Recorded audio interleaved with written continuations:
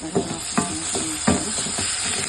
Şu an zeytinyağı ne yapıyorum? Fasulye.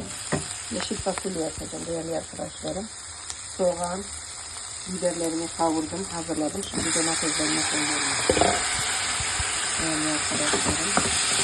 Şimdi de soğanla biberlerimle beraber kavuruyorum. Yarım kaşık biber salçası koydum. Ufak biberlerimi de doğradım, kavurdum. Değerli arkadaşlarım.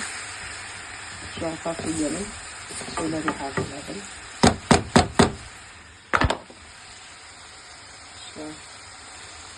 Ne yapacağım?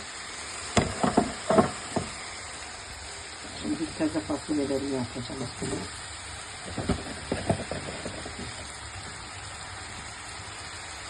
O alttan domatesler eriyecek. Arkadaşlarım.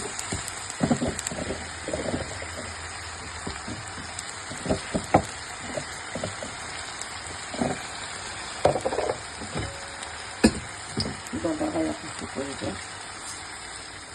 Yeter. Çay bardağı arkadaşlar koydum. Fazla su koyamadım. Allah'a emanet olun. İzlemeye devam edin. Taze fasulyem şu an zeytinyağlı. Ocakta son halini de size göstereceğim. Allah'a emanet.